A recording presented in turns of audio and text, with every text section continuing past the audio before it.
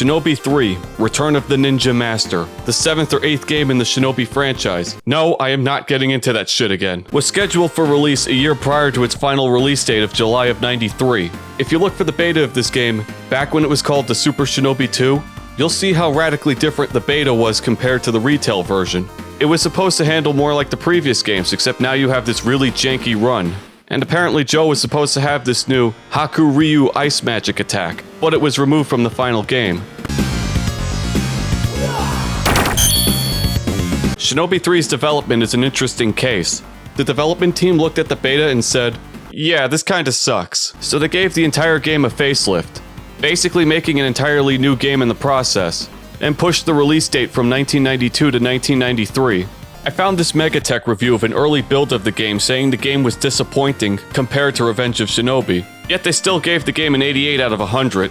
How is that disappointing? And they credited Yuzo Koshiro for the music even though he wasn't involved with that game's development at all. Yuzo Koshiro killed it on Revenge of Shinobi, even though it was his first Genesis game.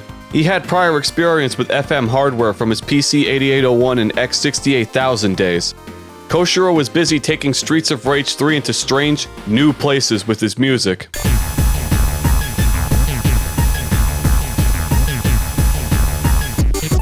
I've heard complaints that Shinobi 3 is too easy, at least compared to the previous games where one hit kills you and mobs of enemies were common. I think that mostly stems from the fact that Joseph is an absolute beast in this game. All the abilities, power-ups, and magic from Revenge of Shinobi got carried over to this game.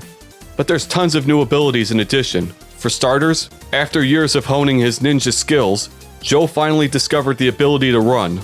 It is refreshing to see a ninja not doing that Naruto bullshit when he runs. You have way more options for melee attacks in case you run out of ammo. You can do a forward slash with your sword during a run, and the amount of invincibility frames you get from this is stupid. You can dive kick, wall jump, and climb on ceilings and ropes. And to think this was all possible with only a 3-button controller. The enemies aren't weak, you're too strong for them, and you should be. You are the legendary Ninja Master. I just realized every enemy you kill in these games explodes. That's awesome. Let's just get this out of the way. How hard does the music in Shinobi 3 hit? Masayuki Nagao, Hirofumi Murasaki, Morihiko Akiyama. This is their magnum opus. Probably a top 5 Genesis soundtrack for me. Maybe even top 3. Killers from title screen to staff roll. To think that the same console that was capable of this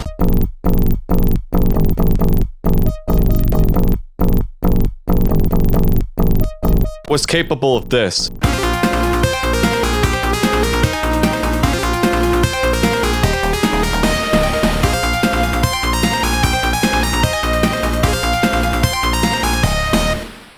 This game was developed by Megasoft before they merged with Sega, and their audio team handled the music. Shinobi 3 has fast-paced music, foreboding music, traditional Japanese-inspired melodies. There's also the token funk song. Because every Shinobi game has to have at least one, it has this one song that's in 5/8 time.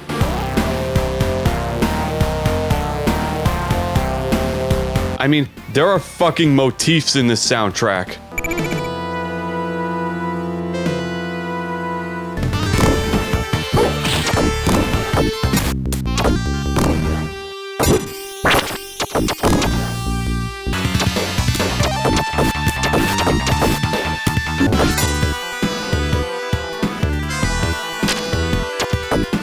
The leap in graphical quality between this game and Revenge is baffling. Even the leap between this and the beta is massive, and that was in the span of roughly a year.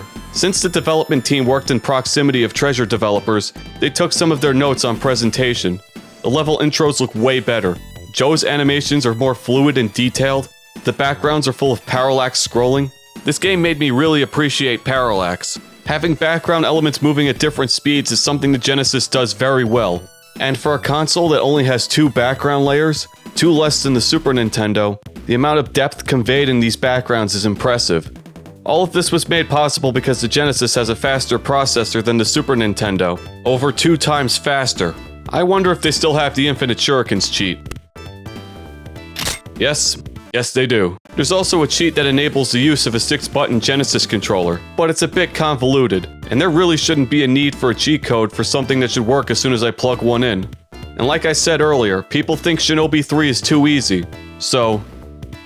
Alright, let's fire this bitch up and... Wait, 1 second. Okay, now we're ready.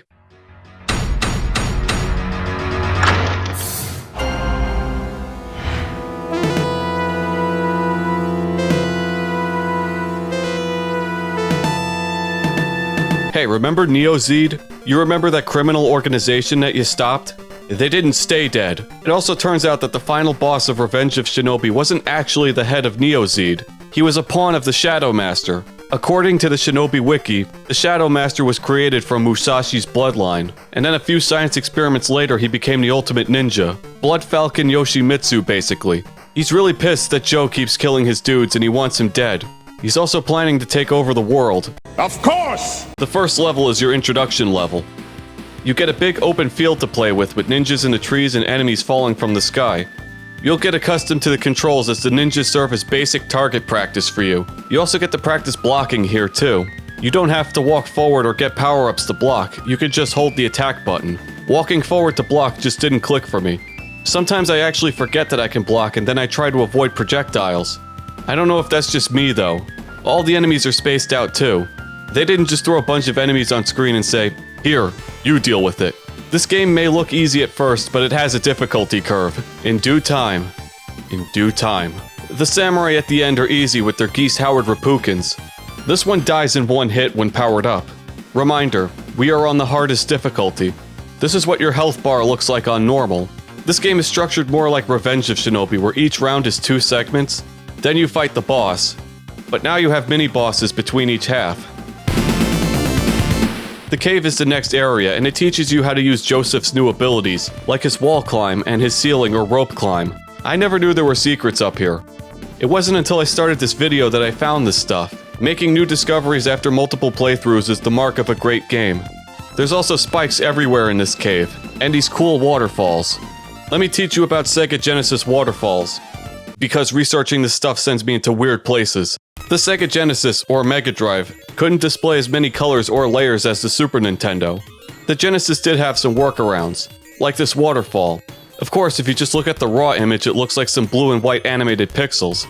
But if you use the composite signal of the Genesis, probably the worst composite signal your TV will ever know, the pixels blend together and become a transparent layer. It even helps make the dithered colors blend together to make the illusion of more colors. And what does this mean for Shinobi 3? Absolutely nothing. Let's fight Samurai General Grievous. He only attacks you if you get close to him, and his dash is reactable even to the slowest gamers. Oh, I tried to jump again. I stand corrected.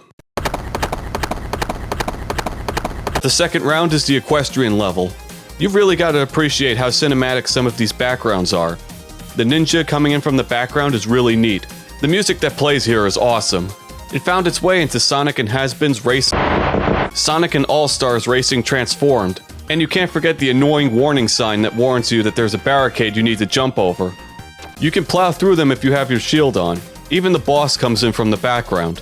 I could never properly avoid his sticks, but he isn't too hard. I forgot to mention that you can dive kick with the horse. I also forgot to mention that you can commit suicide on top of the horse too.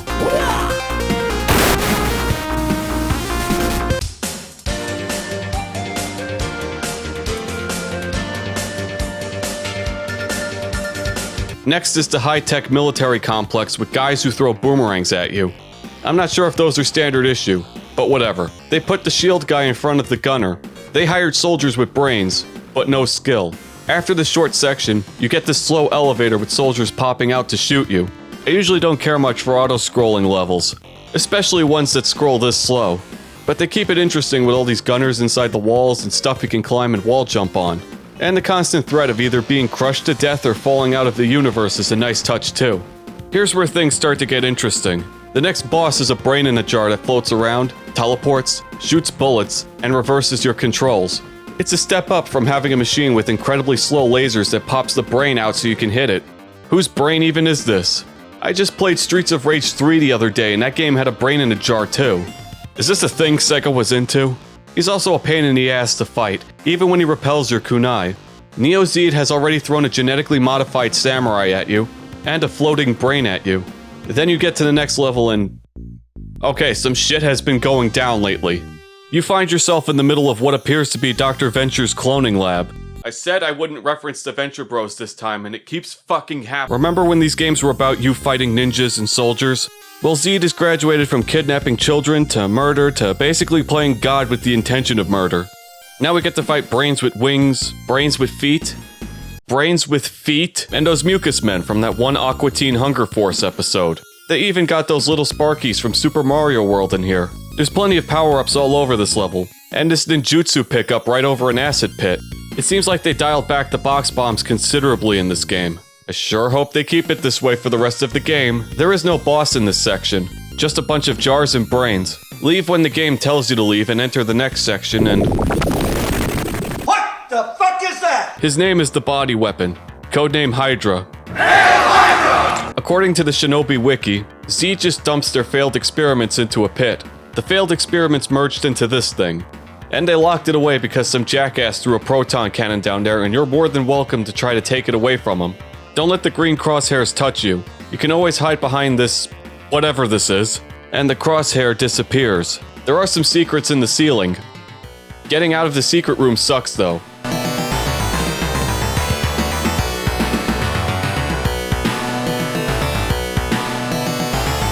I am not crazy about this boss fight. Throw a knife, jump over his hand, repeat. Or one suicide and one Kairu spell takes him down easily. There's this big hand that bitch slaps you, but it's tricky to jump over because you're always sinking in the ground. It makes dodging this laser and his head stuff even harder because of it. It also doesn't help that your playfield is very small too. I just realized Plock had the exact same boss fight.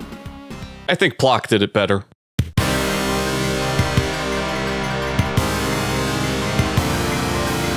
When people ask me what the 90s was like, I tell them there were no smartphones. The Columbine shooting? Heaven's Gate was responsible for a ton of suicides. Everyone was certain Y2K was going to be the end of humanity. And then I pull out this image of a ninja on a rocket-powered surfboard. The 90s really were terrifying times. Just like the horse level, you get enemies on space bikes coming from the background. You do some sick jumps, and avoid mines. Holy shit, Whirlwind plays in this level.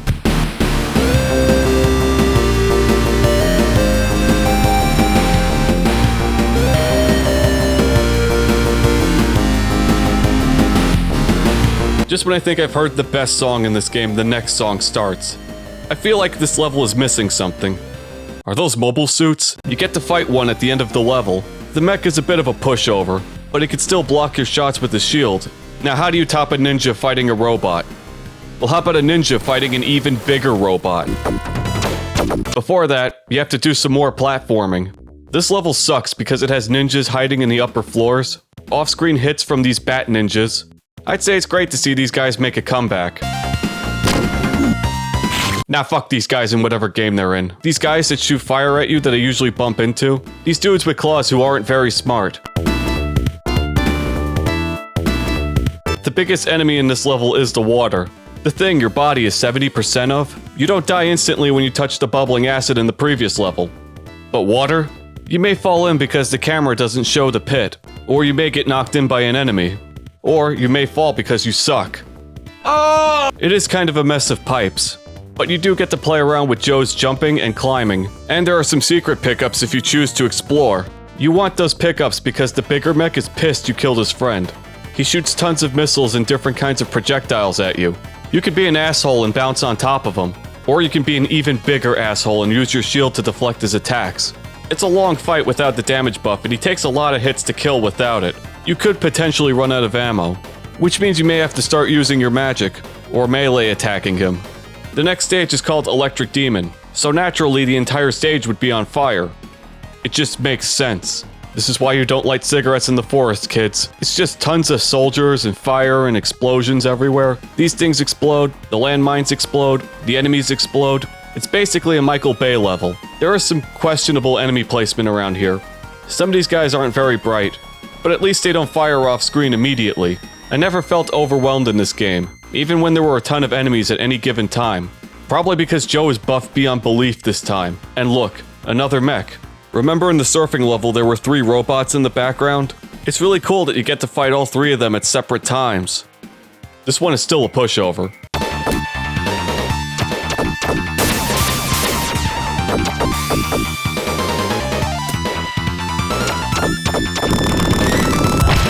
We're now in what I can safely assume is a lava factory. I'm certain this is how lava is made. Here's where the box bombs become more prevalent. You now use them to blow up these floors to progress, or find secrets. It has one of these secrets that's pretty much a trap.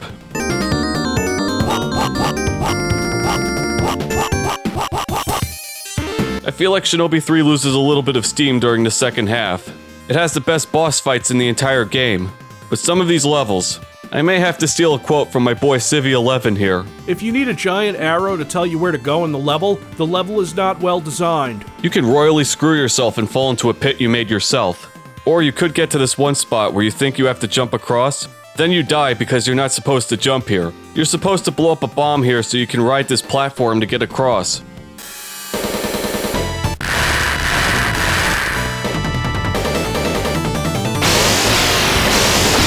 Now this could either be the Brontosaurus from Revenge being brought back to life as a robot, or an entirely new robot dinosaur, or an excuse for Toho to call their lawyers again. Yeah, I don't care what the wiki says, his name is Mechagodzilla, damn it. He causes debris to fall from the ceiling when he walks, and he shoots fire and projectiles at you.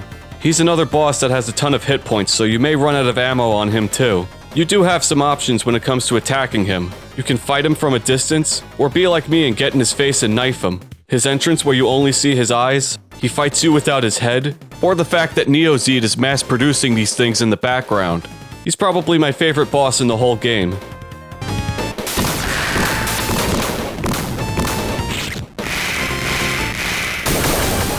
Traps. This section gave me trouble back in the day. I remember my double jump failing me when I needed it most, and I had to resort to using the jump magic to break this level. Well, I'm a man now and I could do this without ninjutsu. I need friends. This game isn't above a cheap death, as the bat ninjas can sucker punch you to your death, and the ninja on the rocks are too dumb to aim. Take notice of how much leeway this game gives you when you reach the bottom. Any other game would have declared you dead by now, and this level has the best background in the whole game. The boss never gives me a hard time. I always brute force him because he doesn't put up much of a fight. He doesn't make hitting him easy though. Next is the... Aw, fuck. It's another labyrinth level. This one is a step up from the one in Revenge of Shinobi. The music is way better for starters. It's one of the best songs in the whole game. Sonic and All-Stars would agree with me on this.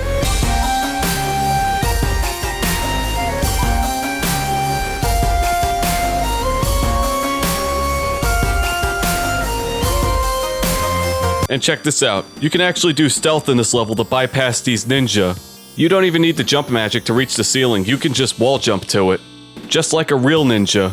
And if you die, it's very easy to restock your ammo. But despite this, it's still a trial and error level. That's probably my least favorite overall. You still have to spend time figuring out where you're supposed to go.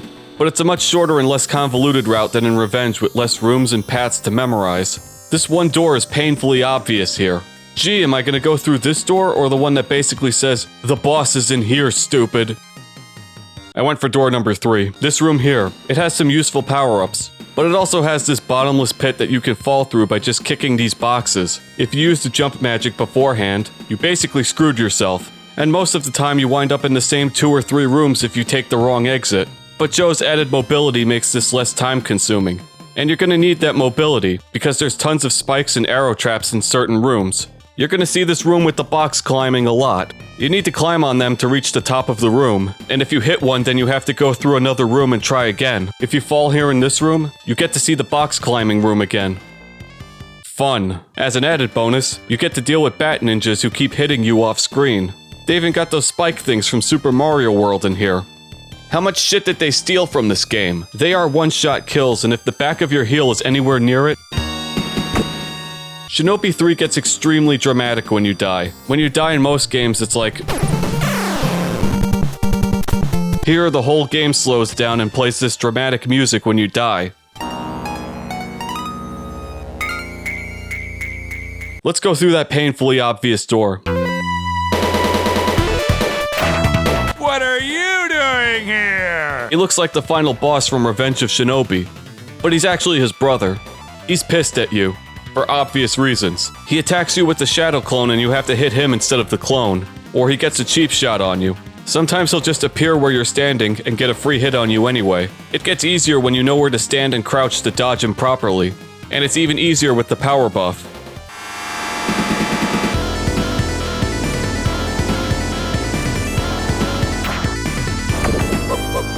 There's a second half to his fight where he makes spikes and paper fans appear, and this attack where he throws knives all over the room. Where he pops out is random, but it determines what kind of attack he'll do.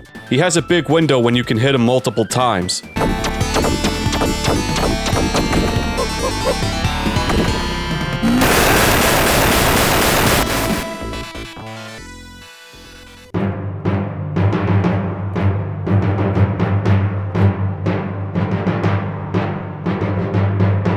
The final area. Every one of your skills gets put to the test here, just like a final level should. By now you should be a ninja master, or you're gonna have a bad time. You gotta appreciate the difficulty curve in this game. We started with open fields to traps and pits, and now we're in the mouth of hell itself. It is extremely easy to die in any of these sections. Lots of cannons, guns, and lasers everywhere. Lots of off-screen cheap shots too. You're gonna need patience. Rushing in head first is not the best idea here. To think some developer expected people to beat this level without shurikens. I know the game says they're shurikens, but the actual projectile is a kunai. This will continue to bug me until the end of time. The best way I can describe the next section is one of those Mario Maker levels your dickhead friend forces you to play, and then you start to question your friendship afterwards. It was around this time that I learned that you could shift the camera by holding down or up. It helps to see upcoming obstacles. But I always wind up hitting my head on this electric ceiling because I can't see the thing I'm supposed to grab onto until it's too late. This level doesn't have any leaps of faith, thank God, but it does have these falling platforms and this extra life that's almost impossible to get. There's another one in the ceiling here. I do love this part with the sinking platforms. Do not use the jump magic here. The other three magic abilities are as strong as ever, but the jump magic got nerfed considerably in Shinobi 3. There are some levels where it could be useful, and other times you can't progress without dying because the level design screws you over. With the new wall jump and spider climb, the ninjutsu of Fushin is kinda pointless. I only use it when I want to clear an area as quickly as possible, or if I'm just feeling lazy. This was useful in Revenge of Shinobi because Joe didn't have half the tools he has in this game. The other three abilities have the exact opposite effect. They make this game, its boss fights, and Revenge of Shinobi too easy. Some may think that you being this powerful may be a detriment to Shinobi 3 because you could just snap this game in half. I don't think that's the case here. You can abuse magic and kill bosses in seconds. Or you can choose to hold back and fight them normally. Or you can fight them without shurikens and use only your melee attacks. Having all these different ways for you to approach these situations introduces elements of strategy and adds replayability to these fights. If you think using the weaknesses on the Robot Masters or Mavericks in the Mega Man series makes them too easy, you can choose not to. Back to the final level. Opting for the shield is a better option for most of the hazards here. You're still going to die. I do love wall climbing this crusher. There's plenty of leeway here if you do fall. And if you double jump by accident, the electric walls will put you back into a state where you can wall jump again. It sure was nice of the final boss to give me all these power-ups. He seems like an alright guy. Why am I fighting him again? The Shadow Master. He's basically you, but better. Don't bother with your all-screen attacks. He teleports behind you and smacks you for trying.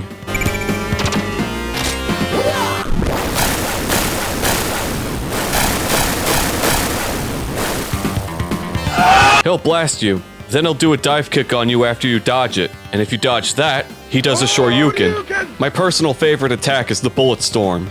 The shield is your best friend, and blocking is the best option you have. You can get in a bunch of hits on him because of how long his attacks take. If you're powered up, you can kill him in less than a minute. And that's the worst part about this fight. It's too short, even with two forms. This fight is just too good to be over in less than a minute. Now, I never said he was easy. This boss has given me more shit than any boss in this entire game. And this small health bar isn't doing me any favors. Even with your magic and power-ups, he can be a bit tough. But I expected something more than a fight I can beat in less than a minute. Maybe make the fight just a little bit longer. Maybe more health or another form. Something.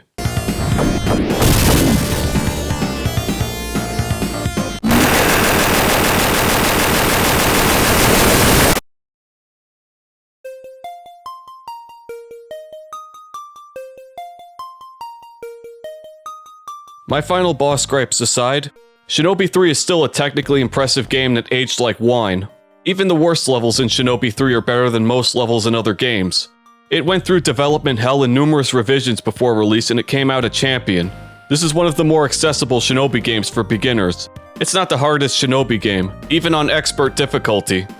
Or maybe I'm just that damn good. I still struggle here and there, and you can expect a fair amount of challenge here. If you are worried that the series is getting too easy, it's not. Trust me. One of the best soundtracks to come out of the Genesis. One of the tightest controlling games I ever played. One of the most visually impressive and cinematic 16-bit games ever made. It's been 10 years since the last Shinobi game, and we should be grateful because most of Sega's franchises haven't seen a sequel in almost 20 or even 30 years. Koshiro himself would definitely be interested in doing another Shinobi game. Besides the Genesis, you can find Shinobi 3 on the Genesis Mini, Virtual Console, Sega Genesis Collection, Sonic's Ultimate Genesis Collection, the 3DS, Steam, iOS, probably your wristwatch at this point, and the Switch. When you buy the Sega Mega Drive Classics Collection instead of that crappy expansion pack, you don't even need a subscription to play Genesis games on the Switch. Nobody tell Nintendo. Whenever they decide to stop shoving the blue hedgehog down our throats, which will never happen, and make another Shinobi game, I'll buy 10 copies. Just, please God, no more Labyrinth levels.